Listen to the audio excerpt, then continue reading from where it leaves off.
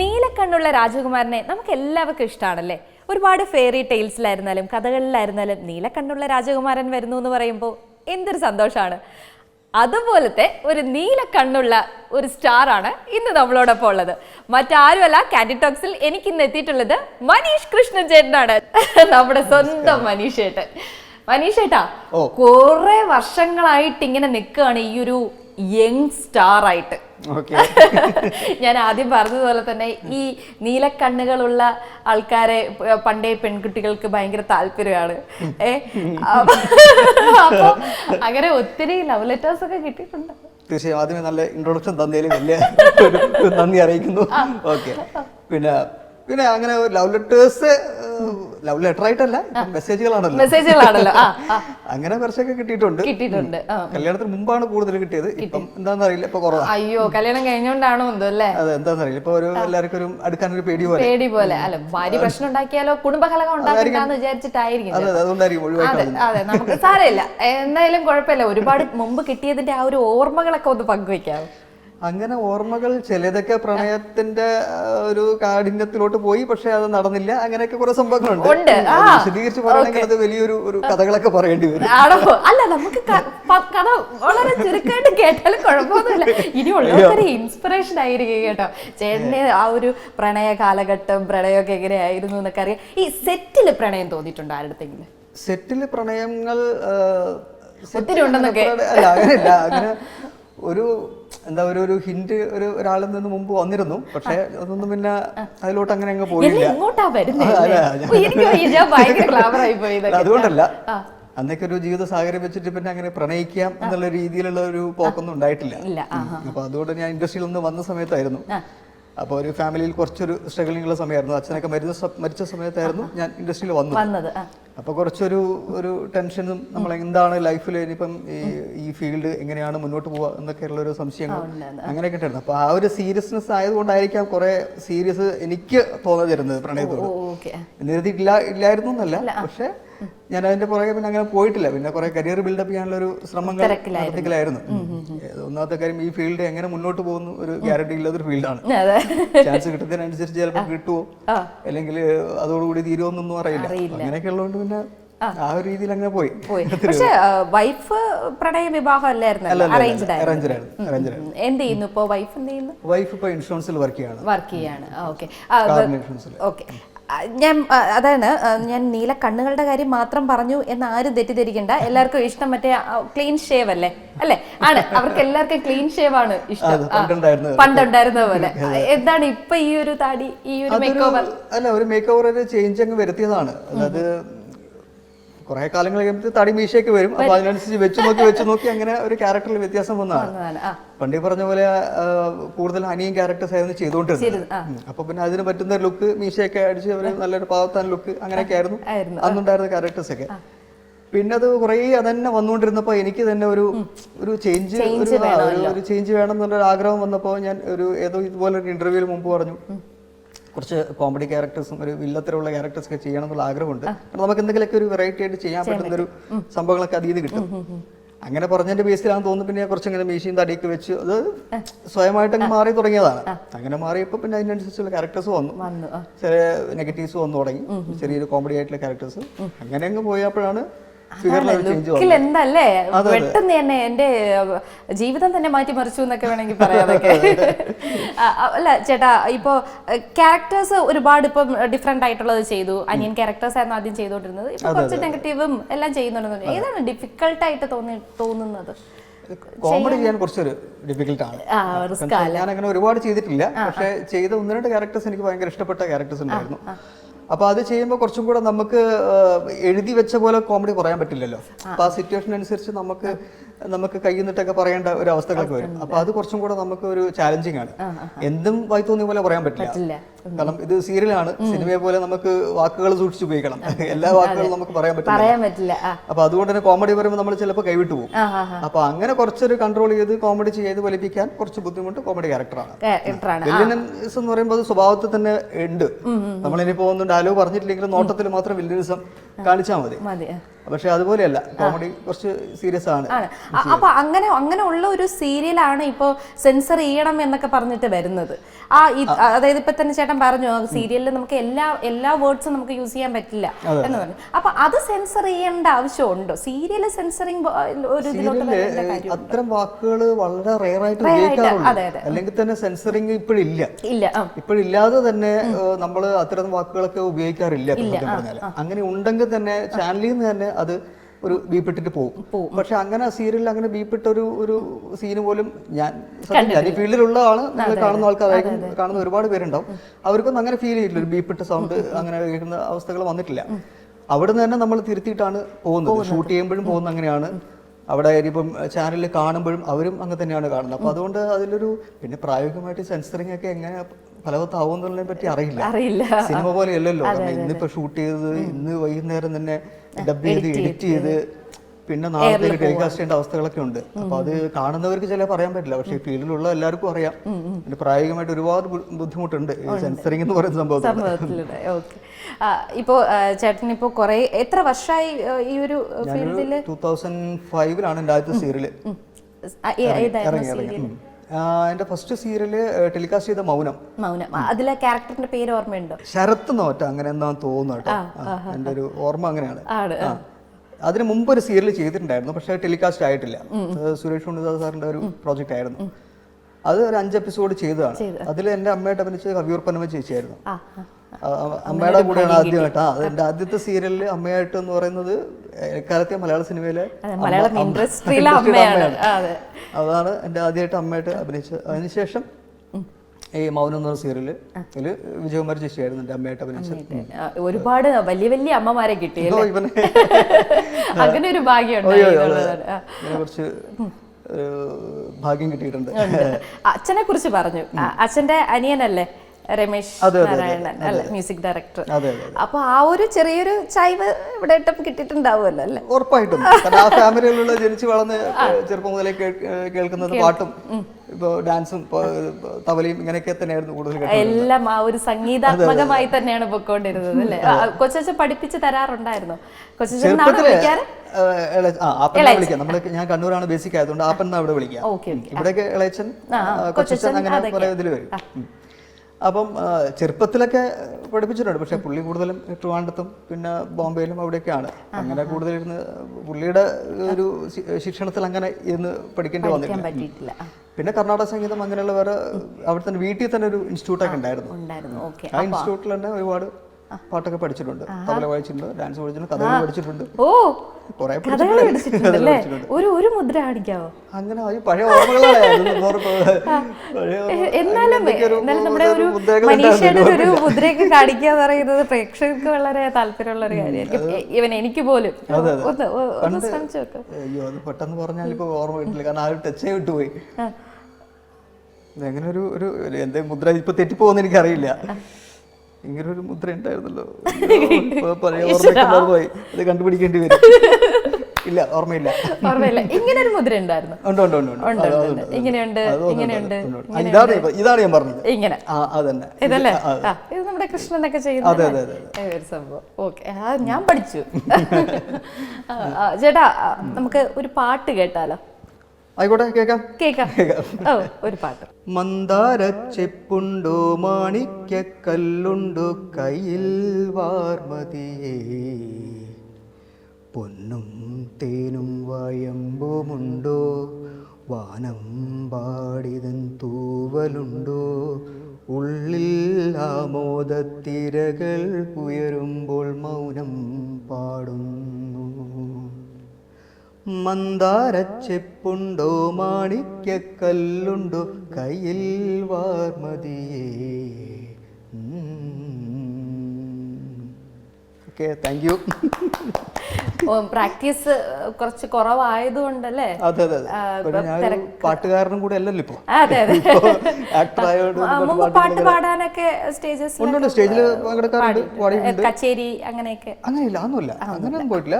എല്ലാപ്പോ stage ഷോയിൽ പോയി പറഞ്ഞ പോലെ എന്തെങ്കിലും നമ്മളൊരു പാട്ട് നേരത്തെ പ്ലാൻ ചെയ്ത് പാടുന്ന അങ്ങനെയൊക്കെ ഉണ്ട്. എന്നാലും രമേശ് സാറിന്റെ ഒരു ചെറിയൊരു വോയിസ് തോന്നുന്നുണ്ട്, സ്വാഭാവികം ഉണ്ടാവുമല്ലോ. ചേട്ടാ, ഇപ്പൊ പാട്ട് പഠിച്ചിട്ടുണ്ടെന്ന് പറഞ്ഞു, കഥകളി ആക്ടിങ് എല്ലാം ഉണ്ട്. ഉണ്ടായിരുന്നു. ഇതിലെല്ലാത്തിലും ഇൻട്രസ്റ്റ് ആക്ടിങ് ആണോ? അതെ, തീർച്ചയായും. ഇപ്പൊ ഞാൻ എൻ്റെ ഒരു പ്രൊഫഷൻ തിരഞ്ഞെടുത്തത് ആക്ടിംഗ് ആണ്. കാരണം എന്നെ കൊണ്ട് സാധിക്കുന്ന ഒരു മേഖല എന്ന് പറഞ്ഞാൽ ആക്ടിംഗ് ആണ്. അതും ഞാൻ അങ്ങനെ വിചാരിച്ചിട്ടല്ല ആക്ടിംഗ് എന്ന് പറയുന്നത് പ്രൊഫഷൻ തിരഞ്ഞെടുക്കാമെന്ന് വിചാരിച്ചിട്ടില്ല. പക്ഷേ ഈ പറഞ്ഞ പോലെ 1-2 ചാൻസ്, ആദ്യം വന്ന ഒരു ചാൻസ്, അവിചാരിതമായിട്ട് വന്നൊരു ചാൻസാണ്. അങ്ങനെ വന്നു. അതുവഴി ആ സീരിയലിൽ നായിക പ്രവീണയായിരുന്നു നായിക. അവരുടെ അനിയനായിട്ട് വന്നു, അഭിനയിച്ചു തുടങ്ങിയപ്പോഴും ഒരുപാട് പ്രശ്നങ്ങളുണ്ടായിരുന്നു. ടെൻഷൻസ് ഭയങ്കരമായിരുന്നു ആദ്യമായിട്ട്. കാരണം ഒരിക്കലും പ്രതീക്ഷിക്കാതെയാണ് ഇതിലോട്ട് വരുന്നത്. അപ്പോൾ അത് കുറച്ച് കഴിഞ്ഞ് അവിടെ സെറ്റിലുള്ള എല്ലാവരും ഈ ഭയങ്കര ഫ്രീ ആയി തുടങ്ങിയപ്പോൾ, ഈ പറഞ്ഞ പോലെ ഷൂട്ടിംഗ് ഇല്ലാത്ത സമയത്ത് നമ്മൾ സംസാരങ്ങളുണ്ടല്ലോ, അപ്പോഴാണ് നമ്മൾ കുറച്ചും കൂടെ ഫ്രീ ആവുന്നത്. ഈ ക്യാമറയ്ക്ക് മുമ്പിൽ ഒരു ടെൻഷൻ ഉണ്ടാവും. അത് കഴിഞ്ഞിട്ട് നമ്മളെല്ലാവരും കൂടെ സംസാരിച്ചിരിക്കുന്നു. അപ്പോൾ ഈ പറഞ്ഞ പോലെ എൻ്റെ അമ്മയായിട്ടുള്ള വിജയകുമാരി ചേച്ചി, അവരാദ്യമായിട്ട് സീരിയൽ അഭിനയിക്കായിരുന്നു.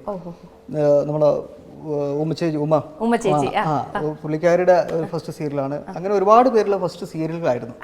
അപ്പൊ എല്ലാവരും തുടക്കക്കാരായതുകൊണ്ട് എല്ലാവരും ടെൻഷൻസും ഉണ്ട്, എന്നാൽ എല്ലാവർക്കും നല്ല രീതിയിൽ ചെയ്യണമെന്നുണ്ട്. അപ്പൊ പരസ്പരം എല്ലാവരും അവരവരെ എന്താ പറയണ്ട ആ ഒരു അനുഭവങ്ങൾ ഇങ്ങനെ പങ്കുവയ്ക്കുന്നുണ്ട്.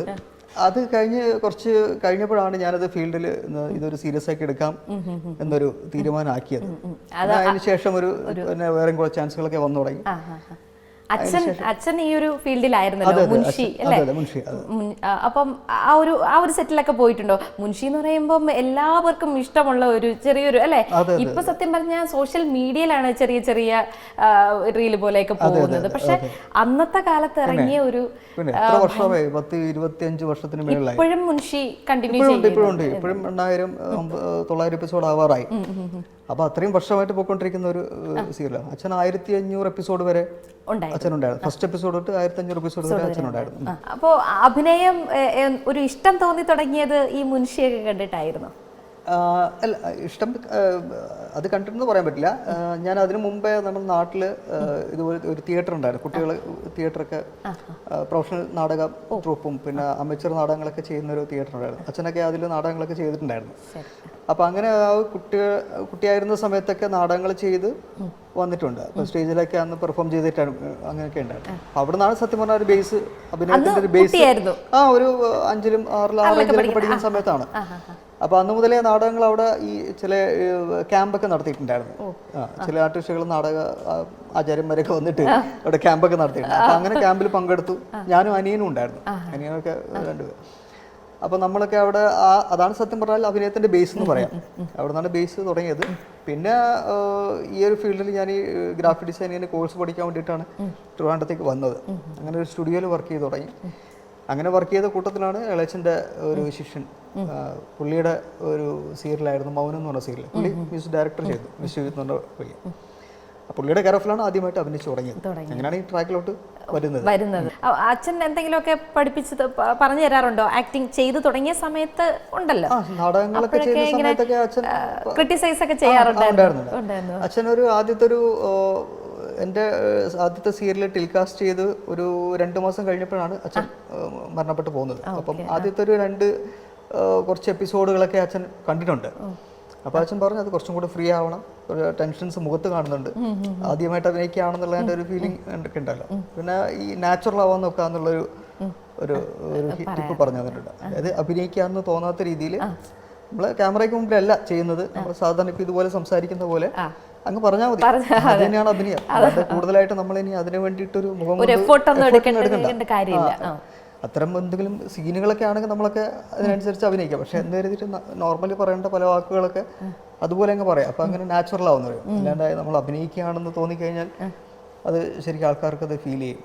അതൊരു ചെറിയൊരു ടിപ്പ് അച്ഛൻ തന്നിട്ടുണ്ട്. കഥകളി പഠിച്ചതൊക്കെ ഒരുപാട് ഗുണം ചെയ്തിട്ടുണ്ടോ? കഥകളി അത് ഡാൻസിലൊക്കെയാണ് കുറച്ച് ഞാൻ അത്യാവശ്യം കുറച്ച് ഈ പറഞ്ഞ പോലെ ക്ലാസിക്കൽ ഡാൻസ് പഠിച്ചിട്ടൊക്കെ ഉണ്ട്. ആ സമയത്ത് നമ്മളൊരു കുറച്ചും കൂടെ ഫ്ലെക്സിബിൾ ആവാൻ കുറച്ചും കൂടെ നന്നായി കഥകളി പഠിക്കാനൊക്കെ കുറച്ചും കൂടെ എനിക്കത് ഉപകാരപ്പെട്ടു എന്ന് ഞാൻ ഫീൽ ചെയ്യുന്നുണ്ട്. പക്ഷെ നമ്മൾ ഭയങ്കര സ്റ്റിഫാവാതെ നമ്മൾ അഭിനയിക്കുമ്പോൾ ഭയങ്കര സ്റ്റിഫായി പോവാതെ, ഞാൻ എങ്ങനെയെന്ന് എനിക്കറിയില്ല, എൻ്റെ അഭിനയം ഞാൻ വിലയിരുത്തുന്നത് ശരിയല്ല. പക്ഷെ ഞാൻ ഫീൽ ചെയ്യുന്നത് ഞാൻ അങ്ങനെ ഭയങ്കര സ്റ്റിഫായിട്ട് ചെയ്യുന്ന ഒരാളല്ല എന്നാണ് ഞാൻ വിചാരിക്കുന്നത്.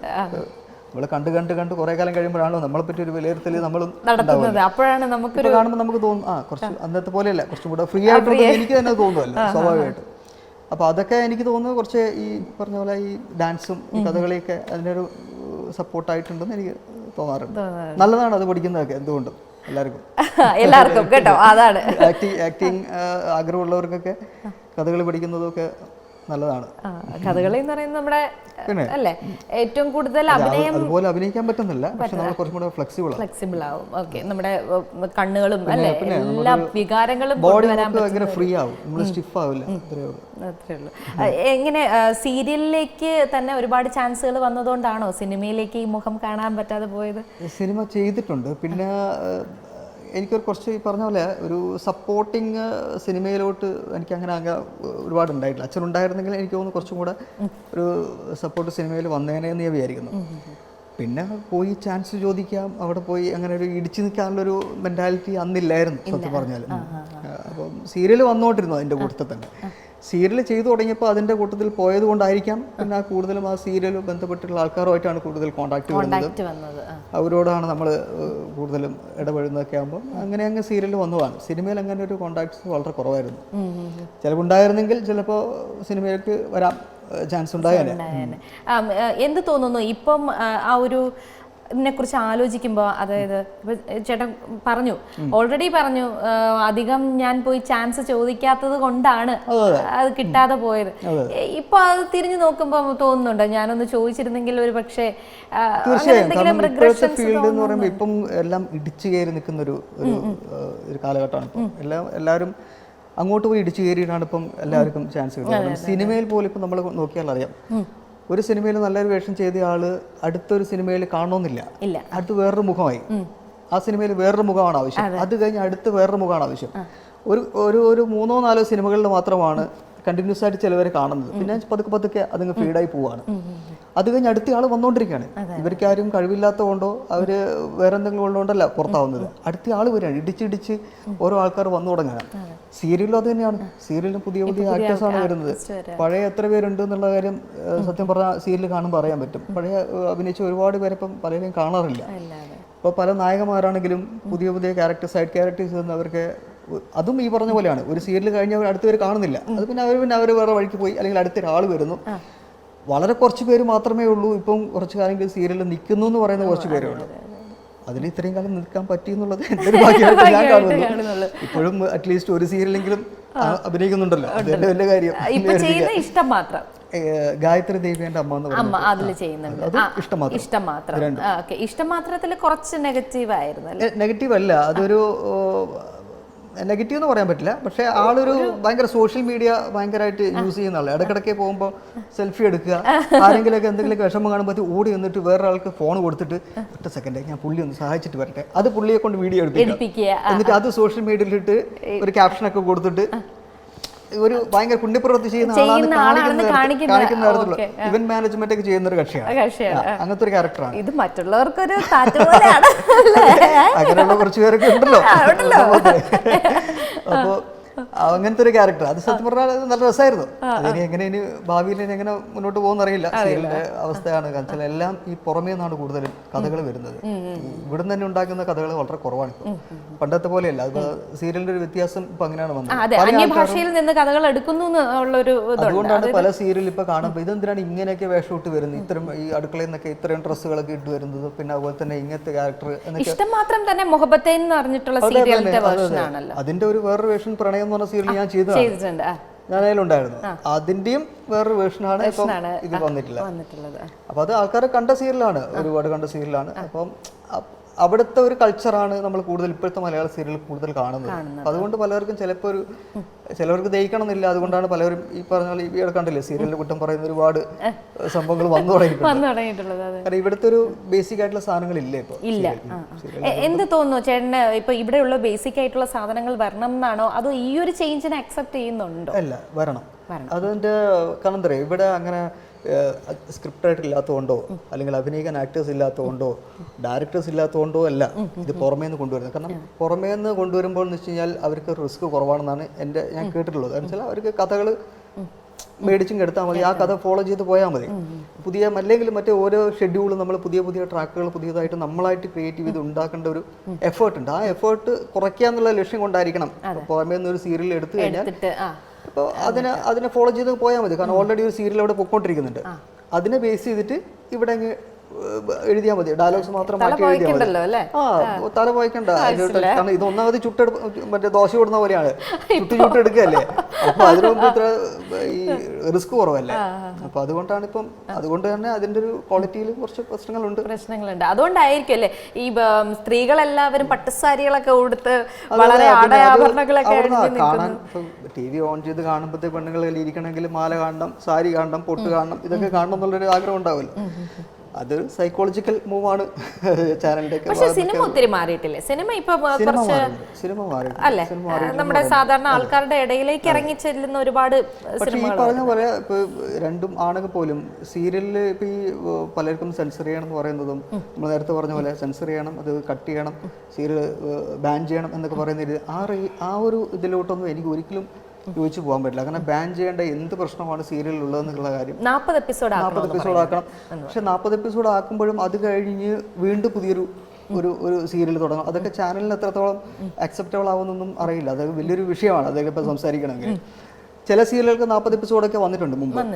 40 എപ്പിസോഡ് സീരിയൽ പണ്ട് 13 എപ്പിസോഡ് ദൂരദർശനിലൊക്കെ വന്നിട്ടുണ്ട്. അതെ, ഇപ്പൊ അങ്ങനെയല്ല. ഇപ്പൊ ഒരുപാട് സീരിയൽസും ഒരുപാട് ചാനൽസും ഒക്കെ വന്നു തുടങ്ങി. അപ്പൊ ഒരു ബിസിനസ് ആണല്ലോ ഇത്. ലൈഫ് ലോങ് പോകുന്നതിനനുസരിച്ച് റേറ്റിംഗ് കൂടുന്നതിനനുസരിച്ച് എപ്പിസോഡുകൾ കൂടിക്കൊണ്ടിരിക്കും. അതിനെ അഭിനയിച്ചുകൊണ്ടിരിക്കുന്ന ആൾക്കാർക്ക് ഒരു 40 എപ്പിസോഡിൽ ഒതുക്കാൻ പറ്റില്ല. ഒരു സീരിയലും ഇപ്പൊ അങ്ങനെ ഒരു ഒതുക്കാൻ പറ്റുന്ന ഒരു വെബ് സീരീസ് പോലെ ഒന്നും ചെയ്യാൻ പറ്റുന്നതല്ല. സീരിയൽ എന്ന് പറയുന്ന ഒരു വേറൊരു മേഖലയാണ്. ഇപ്പോൾ വെബ് സീരീസ് ആണെങ്കിൽ ഇപ്പോൾ നമുക്ക് പറയാം 7 സീസൺ വെച്ചിട്ട് ഒരു എപ്പിസോഡ് വെച്ചിട്ട് നമുക്ക് ചെയ്യാമെന്ന് വരും. സിനിമയും അങ്ങനെ ചെയ്യാം. പക്ഷെ ഇതങ്ങനെ ബുദ്ധിമുട്ടാണ് പ്രായോഗികമായിട്ട് അങ്ങനെ ചെയ്യാന്ന് പറഞ്ഞാൽ. പിന്നെ ഒരുപാട് പേരുടെ അന്നമല്ലേ, ഒരു ടെക്നീഷ്യന്മാരുണ്ട്, ഒരുപാട് പേര് വർക്ക് ചെയ്യുന്നുണ്ട്. എക്സാക്ട്ലി. വേറെ എന്തൊക്കെയാണ് ചേട്ടൻ്റെ ആക്ടിവിറ്റീസ്? വേറെ സീരിയൽ, സിനിമ, നമുക്ക് ഇതിൽ നിന്നൊക്കെ പുറത്തു വരാം. എന്താണ് അല്ലാതെയുള്ള നമ്മുടെ മനീഷ് ചേട്ടൻ എന്താണ്? വേറെ ആക്ടിവിറ്റീസ് അങ്ങനെയൊന്നുമില്ല. പറഞ്ഞാൽ ഫ്രീ ഉള്ള സമയത്ത് സുഹൃത്തുക്കളോടെ കറങ്ങുക, ഇതൊക്കെ തന്നെ സിനിമ കാണുക, പിന്നെ വീട്ടുകാര്യങ്ങൾ നോക്കുക, എന്തെങ്കിലും ഉണ്ടെങ്കിൽ അത്രയേ ഉള്ളൂ. അല്ലാതെ വേറെ ആക്ടിവിറ്റീസ് അങ്ങനെ ഒന്നുമില്ല. മക്കള് ഒരാളുണ്ട്. എന്തായി? 5ാം ക്ലാസ് പഠിക്കുന്നു. ആഗ്നേയ കൃഷ്ണ പേര്. ആഗ്നേയ കൃഷ്ണ. ഓക്കെ.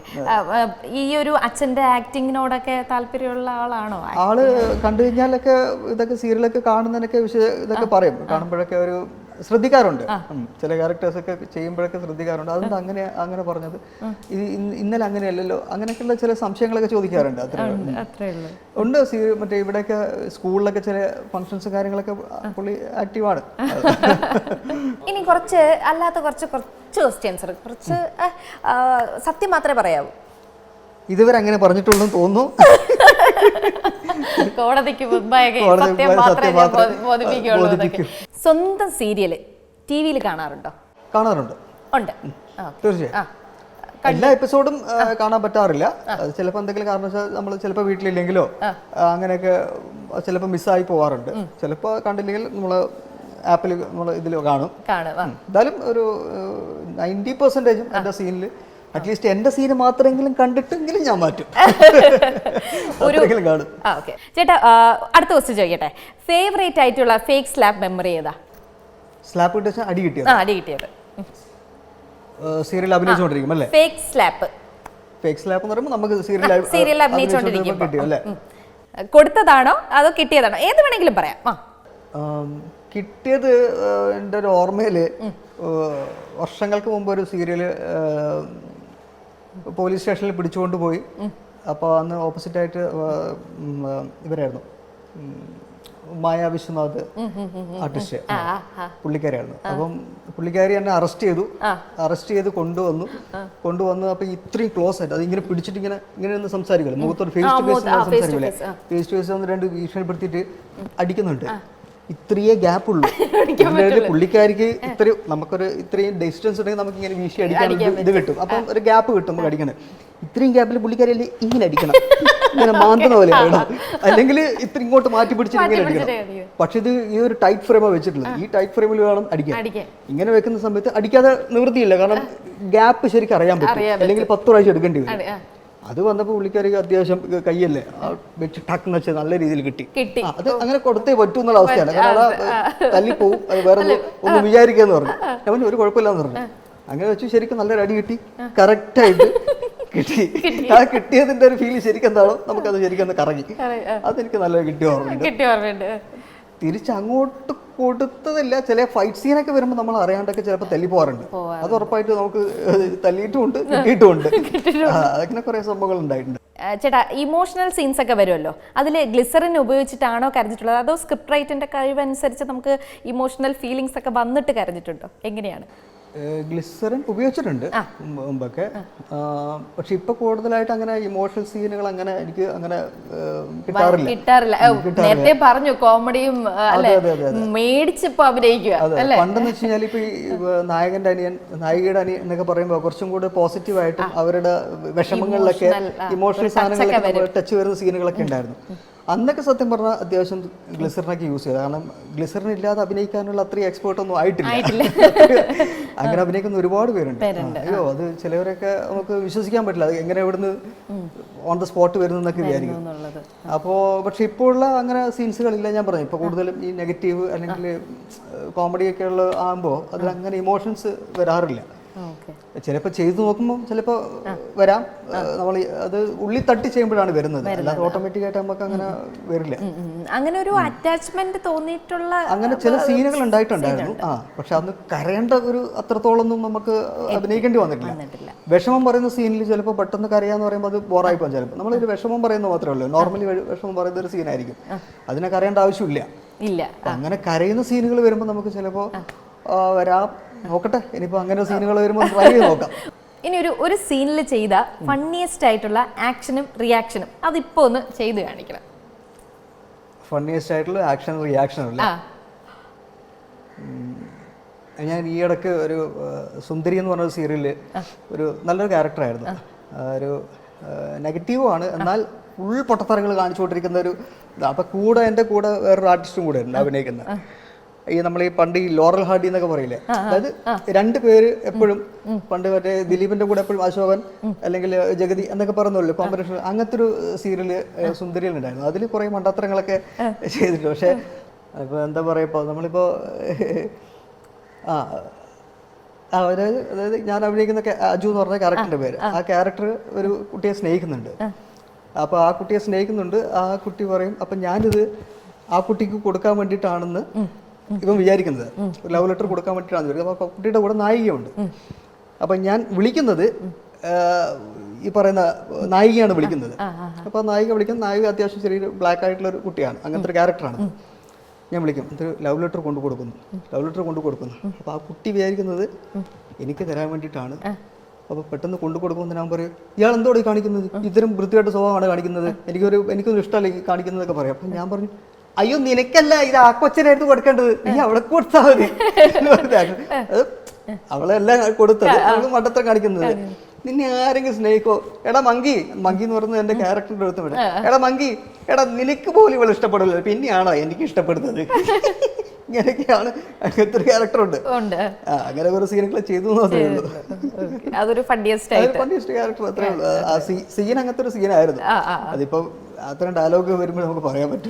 ഒരുപാട് ക്യാരക്ടേഴ്സ് സീരിയലിൽ ചെയ്തിട്ടുണ്ടല്ലോ, ഒരുപാട് വർഷങ്ങളായിട്ട് നിൽക്കുന്ന ആളായതുകൊണ്ട് തന്നെ. അപ്പോൾ ആ ഒരു ക്യാരക്ടറിന്റെ സീനിൽ ഇപ്പോൾ ഏതൊരു തീം സോങ് കൊടുക്കാൻ പറഞ്ഞാൽ ഏത് സോങ് ആയിരിക്കും ചേട്ടൻ്റെ മനസ്സിൽ നിന്ന് പെട്ടെന്ന് വരുന്നത്, കൊടുക്കാൻ പറ്റുന്നത്?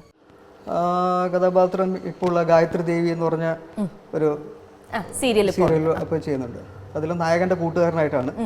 നായകന്റെ എല്ലാ വിഷമങ്ങളിലും സപ്പോർട്ട് ചെയ്യുന്ന ഒരു ഭയങ്കര ഒരു ക്യാരക്ടറാണ്. എന്തുണ്ടെങ്കിലും കൂടെ നിൽക്കും, ഞാനുണ്ടാവും നിന്റെ കൂടെ എന്നൊക്കെ പറയുന്ന ഒരു ക്യാരക്ടർ.